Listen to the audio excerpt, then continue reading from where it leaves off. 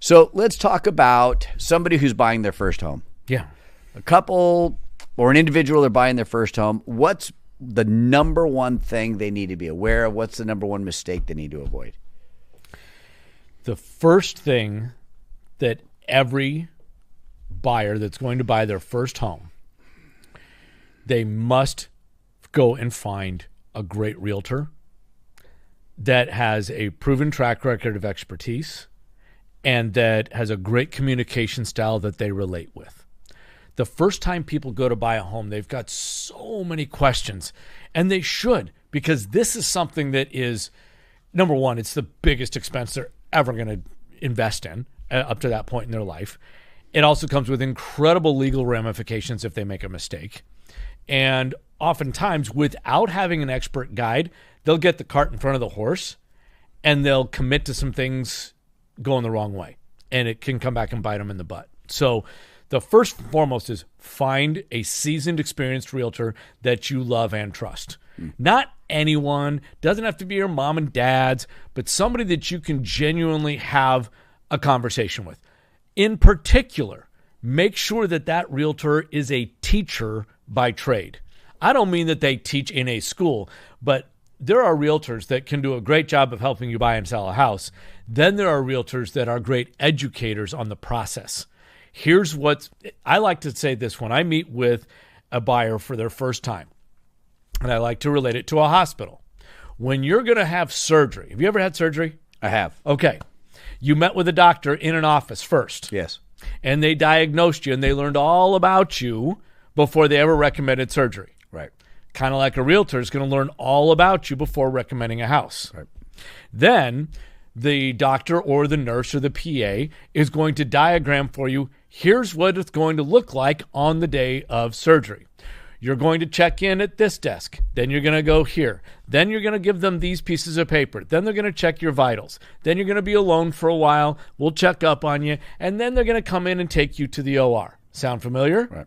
Same kind of a thing. A great realtor for a first-time buyer is going to sit down and help them understand and learn through an educational-based process.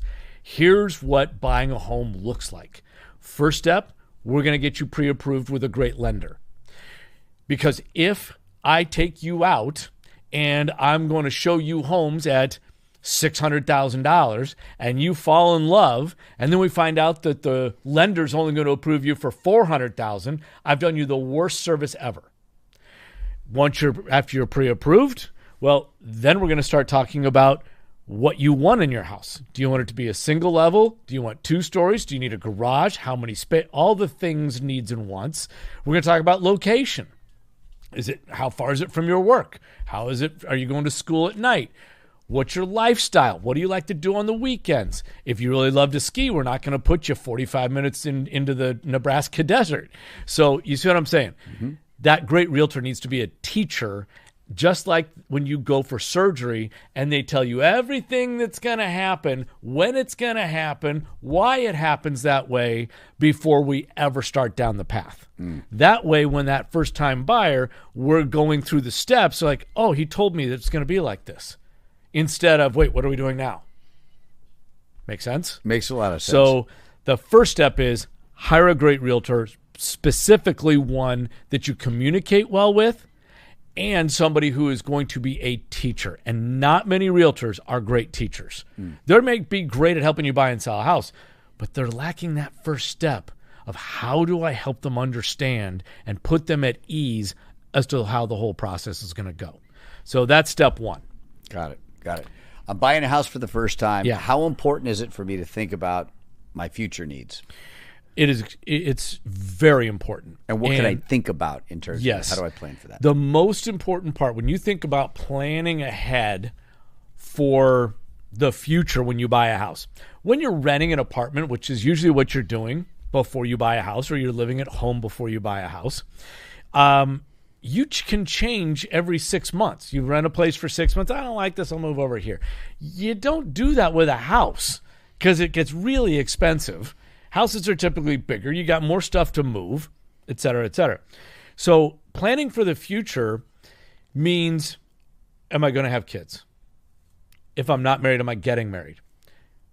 if I'm working, am I going to be at this office for a long time? If I, whatever areas of your life are going to be part of my life down the road. So let's say, yeah, you know what? I work for this company, but my goal is to get promoted to such and such department, and that's going to have me in a different part of town. Maybe I need to buy a house somewhere in between the two, just as an example. Your life will change.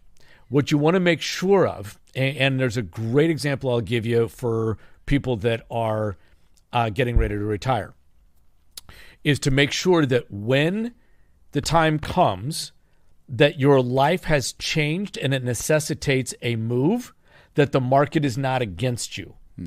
An example for people that are nearing retirement.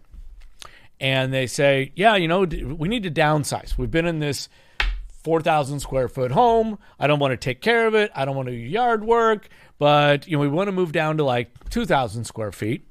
Great. And they fall in love with a 2-story, or out in the Midwest, we have some things called tri-levels that have lots of stairs everywhere. And like, oh, I love this house. Look at this kitchen. This is great. I don't have to do the yard. They got a 3rd-car garage for all my ski stuff. This is awesome. And then I'll lean into them and say, okay, you're 62. At 70, are you going to want to go up and down these stairs? Nah, but we'll deal with that later. Okay. What if later comes and you decide no more stairs, or worse yet, you can't do stairs, and the market's against you, and the market's down? Maybe you should buy a ranch, a single level now, so that if you do want to make a change later, you can, but you're not going to be subject to a down market when that change is necessitated. Does that make sense? Mm-hmm. You're taking a market downturn out of the equation when your life needs to move. So for that first-time buyer, I would say when it comes to planning ahead, usually the biggest thing would be pets. I need a yard for a dog maybe, or children. Those are usually the 2 bigger ones. Or if it's a single person, is this a place that I'll end up with a significant other? So that would be a very, very important thing. Because, again, somebody buys a house and they fall in love a year later and they decide, oh, we're going to sell. Well, what if the market moved against them? You want to make sure that there's room for one of you to move in. Make sense? Yeah. Neighborhood. First-time buyer, thinking about buying a home. What's my strategy with regard to neighborhoods? Coming back to geography first that we just talked about, it would be really important that you are in close proximity to where you work or where you're going to school at night and the hobbies you like to do. All right. If you love to ski in Colorado, you want to be more on the west side of town. If you really don't care about it, you could probably go a lot of places. Let's say that you're a huge baseball fan and you have season tickets to the Colorado Rockies. Well, maybe you don't want to be too far away. So think lifestyle in terms of neighborhood. But once you figured that out, I like to say to people that in order to buy a home, 2 body parts have to be in sync. I know it's kind of odd. The first is your gut. Houses talk to you, right? And I'm not talking in an existential Ghostbusters type or poltergeist type of way, but when you pull up to the house, how do you feel? When you walk through the front door, how do you feel? One question I'll ask people after they've been through the house and they really like the house, say, great, where's the Christmas tree going? Over there. Great. Okay. You're subconsciously, you're already putting yourself into this house. That's wonderful.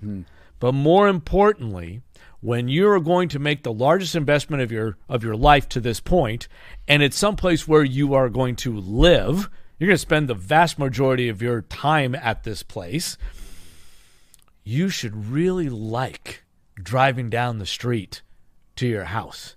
If you're driving down the street through the neighborhood and you just don't like the neighborhood, but you love the house, every time you come home and every time you leave is going to have a negative emotion. Love where you're driving into, love where you're driving out of. You should be driving home and feeling a sense of peace and comfort going to your home as opposed to it's just another living space. You follow me? Yeah. Like, okay, think where you and I grew up. Pretty much every time you entered the neighborhood, you felt good, didn't you? Loved it. Right. Loved it. Same type of thing. If you have a great house, but it's a dangerous neighborhood or a neighborhood you don't like, you're in the wrong spot. So your gut has to talk to you, not just about the house, but also about the neighborhood. And that is, just driving down the street, the vibe you get, it could be the number of trees, it could be the proximity to a park, it could be a lot of things that foster that. Is it close to nightlife where you can just walk to and from bars and restaurants? Whatever suits you. But you need to make sure that that house is in an area that suits to your lifestyle so that you're not saying, oh, I'd like to go to that museum, but that museum's, a half an hour away. Probably not a good spot. So, yes, it is huge that you feel good and proud about where you are, because then you become part of the community. And that adds fabric. It adds richness to your life when you're connected to your neighbors. Resale value. What mistakes does someone make when they're buying a home for the first time? What mistakes do they make as it relates to resale value that they need to avoid? When it comes to resale value, avoid, once you figured out what you like, but then avoid things that are polarizing. So certain things may not mean anything to you. You may be fine with the fact that you can see the traffic light from your master bedroom window, but 90% of the people, they're not going to like that. Here's a good one. A lot of people love the idea of, I want a pool. I'd love to have a pool in my backyard. In Colorado, 70% of the people don't want a pool. Well, we have winter, Scott, and you're not in a pool from October 1st until May 1st. So you just took about 75% of your backyard and created something that you're not going to use 5 months out of the year. Then we're going to factor in liability. Then we're going to factor in, maintenance, et cetera. And, hey, I love a pool as much as the next guy, but in Colorado, 70% of people don't want it. So when it comes to things on resale, think polarizing. Busy street. Next to a school. It's easy for someone to say, but the kids can just go across the street. Yeah? Tell me what it's going to be like when you're trying to leave for work at 8 o'clock in the morning and there's a lineup of cars of moms dropping the kids off, or buses, and it adds 20 more minutes to your commute to get out of the neighborhood. Don't do it. Or, like I referenced, the traffic light. Or if you really have a great realtor and he knows the area, he might even know which house is the Griswolds. You know what I'm talking about. Sure. With the Christmas light up that goes through 10,000 watts a minute and nobody's going to sleep. Right. So I would say that resale value is a very important one. And ask your realtor, what are the things about this house that might end up biting us later? I referenced a moment ago the tri-level. A tri-level is where you come in on ground floor and you have one segment of the house, usually the kitchen and the living room and the family room, and then there's going to be about 5 stairs that go down to one side and another 5 stairs that go up on the same side, and they're stacked. So you'd have down to the left might be laundry and a guest room, and then up to the right might be the master and the kids' rooms. Well, you're basically going up and down to different spaces all day long. And here's why, the proof, if you will, why people, I'm not saying to avoid them. If you love them, great, go live in one. But they stopped building them 40 years ago. They stopped building them because there's not demand for them. So I tell people, unless you really love living in one, you might want to think about something else, because your buyer pool is going to be limited when you go to resell. Home inspection. Do people really skip a home inspection, or do you have any stories around somebody who did and it just cost them dearly? Yes. I would tell you that a home inspection is the best insurance policy you're ever going to buy. A home inspection is going to cost you probably somewhere around $500 or $600, depends on the size of the house. You're probably also going to get a radon inspection. They don't do that out here in California, but radon is an odorless, colorless, tasteless gas. It exists in the earth, and over long, long periods, say 10, 20 years of exposure, it can lead to cancer. So it's a big deal. You're also going to have a sewer scope. Radon's going to run you about $200. A sewer scope is going to run you another probably $200. So you're probably in for $1,000 between the home inspection, the sewer scope, the radon, and they're going to give you somewhere around an 80-page report, 100 photos by a guy who if you have a good inspector, he really knows how to look at a house. And he's going to show you every single thing that's wrong with the house. Every single thing that's not perfect. Right down to that light switch plate is missing a screw. But he's also going to show you that, oh, the furnace isn't working, or there's some cracked tiles on the roof, or what have you, a whole list of things. By getting the inspection, you can address things with the seller for them to either repair or give you money so you can repair. And we have a distinct list of things that we want them to repair, and we have things we don't want them to repair, but we want to repair. There's just things that are smart that you do yourself, and things that you meaning get money, and there's other things you want them to do. And I could go for a while on that. But having somebody not get an inspection is probably one of the foolish things ever. Because let's say you say, I'm not going to spend the $1,000. I'm not going to get a home inspection. It all looks good to me. It doesn't happen very often, Scott. Sometimes you'll see somebody that was a general contractor and they'll think, oh, I know stuff, blah, blah, blah.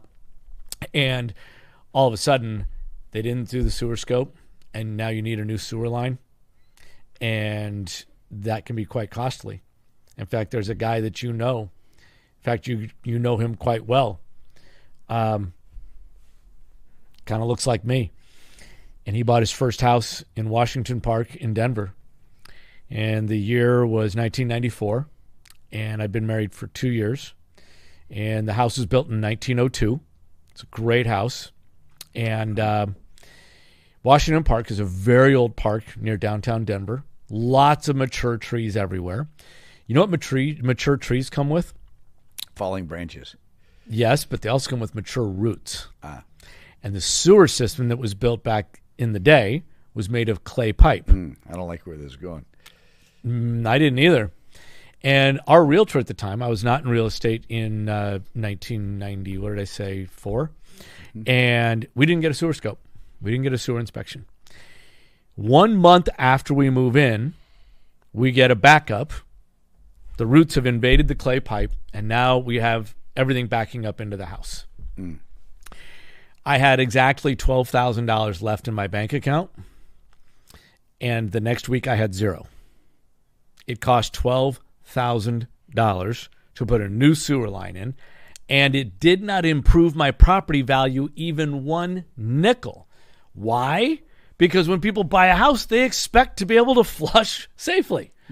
So I vowed when I got into real estate, it's like, I will never let somebody not do inspections, because it cost me personally, and I had a horrific experience buying a house because of it. I didn't know I'd be in real estate not much longer, but when I decided to make, I said, we were never going to let somebody do this. So I would say everybody, that $1,000 would have saved me $12,000. It could save you a roof that would cost you $50 or $100. It could, you name it. Carbon monoxide. There's a family that went out to Aspen, and there was no carbon monoxide detector, and nobody woke up. They bought the house in a charity auction. In like a, they gave away a 4-day weekend in Aspen at this luxurious house, and there was no carbon monoxide detector. They got there late at night. They all went to bed. The next morning, nobody woke up. The whole family gone. And so if you'd had, an inspector that looked at that house and said, you got to have this, they'd probably still be alive. So a home inspection, absolutely critical. I almost never see somebody not do it, but make sure you have a realtor that understands this is not a wish list for improvements. This is repairs to systems, structure, and safety. You're not looking for cosmetic upgrades. They're not going to do it. But if it relates to a system, electrical, plumbing, heating, or structure, which would be roof or foundation, or safety, which would be mold or radon, yeah, you know what?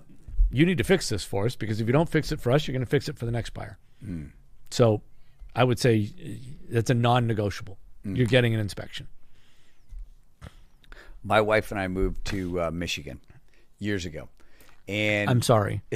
It was a wonderful, I was wonderful born place. there. Were you born in Michigan? Yeah, Pontiac. I didn't know that.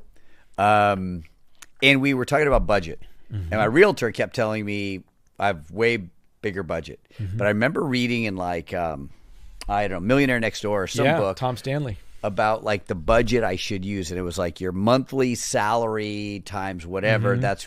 So 2 questions. This is a 2-part question. And by the way, I won the argument. I know my realtor was saying I qualify for a much bigger home. I bought a smaller home, or condo actually, and things changed with the economy. And I was so glad I bought the smaller condo. Sure. And we were much better off. 2-part question. 1, what is the most common mistake you see with people overextending their budget? What's the consequences of that? Okay. And equally, if not more importantly, what rules of thumb do you have for somebody to figure out what the real budget for them, the smartest budget for them, to use? Okay. So a moment ago, we talked about the 2 body parts that have to be on board. The first is the gut. When you walk up to the house, when you drive down the street, when you walk through the house, your gut has to be saying, this feels like home. It may not be perfect, but I can make it what I want. This is good. I see where the Christmas tree is going to go. Yes. The second body part has to be your head. When your head hits the pillow at night, are you comfortable writing that check every day or every month? If you are laying awake nervous about writing that check, you've got the wrong house. Period. Now you're living for the house instead of the house living for you. Big, big difference. So how do you determine? Just because the bank says, Scott and Masha, you can afford $1 million, doesn't mean you should go buy $1 million house. What you should do is say, okay, Mr. Lender, I've run my budget as to how we live our life, and housing, because we're actually helping a first-time buyer right now, and they're from Alaska, and they basically love the outdoors. They love to play basketball. They love dining out. They love living the young life in Denver. And they know that comes at a certain price. And even though the bank is saying, you can handle this payment, they were smart enough to run a very detailed budget and say, we want to stay at this number. This monthly number allows us to live our lifestyle. Huge, huge difference. Because if you go out and just buy the max and you're not comfortable with that check, you got a problem. So I would say make a budget of, here's what it costs for everything we do in a month. Here's my Netflix bill. Here's my grocery bill. Here's my utility bill. Here's the gasoline bill. Whatever it is. Every single penny that you spend, then add 10% on top of that for a cushion, and then figure out how much does my monthly housing really going to work. And if you're renting right now, my advice would be, let's say your rent is in Colorado, let's say your rent's $2,000 a month, and you got a 2-bedroom, 2-bath place, and you got a garage, but you want to buy a house. Okay. You've been living on $2,000 a month and it's working for you, but don't discount the fact, and most first-time buyers don't know this, that you get a huge tax deduction for your mortgage interest. And the first 10 years of your mortgage, something like 90-95% of your payment is interest. So when I'm counseling somebody, they're buying a $400,000 house, and let's say they're used to paying $2,000, my commentary then would be, go and find something that is, say, $2,500 a month. Because at the end of the year, you're going to get a real nice tax deduction, because now at $2,500 a month, that's going to equal $30,000 a year in total mortgage payment. And let's say that conservatively, $25,000 of that is interest. You're likely getting a $25,000 tax deduction. You make sense? Yep. And then take that tax deduction and put it in the bank as savings in case somebody loses a job. But you could afford a little bit more than you were paying in rent because of the tax breaks. Make sense? Yeah. So I would say build your life around your budget, find out what's left for housing after you put in a 10% cushion for savings, and then realize I'm going to need to up it just a little for the tax breaks. Got it. Storage space. My garage is starting to look like an episode of Hoarders. Do you park in your garage? I do not. No. It's because you live in California. Yeah. And it's a 3-car garage, and there's no room. Storage space. What are the biggest mistakes that people make with storage space? And how to avoid them? How do we avoid them? This is a great, great question. Number one you want to make sure that you've got ample storage space when you're going to buy your first house. Look around at the storage space in the house you're looking at and ask yourself, can I fit everything in this space? And if the answer is yes, great. You passed first step. Second step, could I put everything in this storage space and still have 20-25% left? Because when you're a homeowner, now you're going to have some other things that maybe you don't normally have, like, I don't know, a lawnmower, a weed trimmer. Maybe you've got an additional bike. I mean, there's things that go with a home. Oh, if you got a Christmas tree, guess what? Now you need a place to store all the Christmas ornaments. And then you got Halloween. You need all the Halloween decorations. Thanksgiving and then stuff. if you have kids, you're going to have a place for scrapbooks and all the other stuff that mom wants to hold on to. So make sure you got a little room for that growth. Now, I will pass on to you. So storage is big, right? Because if you don't, it ends up in the living room. But here's what I would tell people when it comes to storage. This is probably about 10 years ago. And our financial advisor at Merrill Lynch referred us a client who the husband had passed. The wife was living in her space, and it's a 2-story condo. And she had not cleaned the house for 5 years. There was at least a half an inch of dust and lint underneath the master bed. They had no children and no siblings. There was not a single living relative in the world. And this gentleman, he was one of the original engineers that designed the oil derricks in the Indian Ocean to pump oil back in the 1970s. They traveled and lived the life. I mean, they had stuff you couldn't believe. Trunks full of stuff. Clothes from all over the world. But nobody to go through it. Lori and I took a month and we went through every book looking for cash, stock certificates, looking in drawers, looking in clothes in case jewelry was hidden somewhere. It was a nightmare. But it was our ability, our opportunity to help this lady who is now in a nursing home because she'd fallen and broken her hip. And so we have to clean the place out. And we didn't know if there was valuable stuff. We came home and we vowed we would not do this to our children.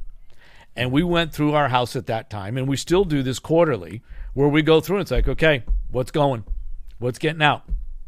Once you do that, and you've now purged, like your closet. I like to joke, I could put all of my clothes in 2 suitcases.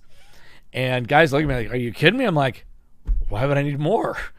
But keep it simple, but then ask yourself, once you've purged the house, ask yourself, when you go to buy something, I do this with young kids, young athletes. Look around your house, look around your room, and everything you see at one time was money.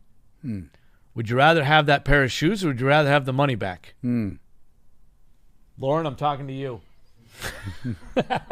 So I would ask, be very judicious about what you bring into the house. I'm not saying live like a monk, but the way it became uncontrollable was one thing at a time. Don't let it back in. So, yeah, make sure you got plenty of storage. But once you have that, be judicious. Because as a young homeowner, things happen like, I don't know, a broken sewer line. And you might need some money to do that. Outdoor space. Do people sometimes forget about the need for outdoor space, what to look for in outdoor space, what to avoid in outdoor space? What suggestions do you have there? Outdoor space is a very personal thing. And I'm going to compare 2 different styles of living. In Denver, this was a number of years ago. This is probably 20 years ago. There was a big wave of converting lofts in downtown Denver. These were old storage lofts from back in the 1920s, 30s, 40s when it was an industrial type of town. And they converted these lofts to condos. No outdoor space. I mean, maybe you got a outdoor deck about the size of this table and no outdoor space whatsoever. Fast forward, we now have some luxury high-rise condos that would be kind of like moving into the Four Seasons. They're gorgeous, but it's like a giant hotel. And again, postage stamp of a deck, 20 floors up. I'm not going out there. Not going out. You might. I'm not going out there. Sorry. Then I've got other people that they really need a yard. They want to have cornhole and fire pits and their dogs, and they want to play catch with their son or daughter, kick the soccer ball, etc. Hugely important. Or maybe its mom is like, get out of my kitchen outside now, go play. So one isn't necessarily better than the other. The most important thing is to identify, who are you? Do you have a want for an outdoor space? Or are you a minimalist where I'm traveling the world and I don't want to come home and find the weeds growing all over the place? I need a high rise, I need a loft. So that is I like vanilla, you like chocolate type of a scenario. It's all personal. We hope you enjoyed today's episode of Green and Growing. Don't miss out on future episodes. Be sure to like, comment, and subscribe to our podcast, and connect with us on Instagram, Facebook, LinkedIn, and YouTube for exclusive updates. Your engagement helps us to continue to provide valuable insights to our growing community. And remember to stay green and growing. Thanks for watching.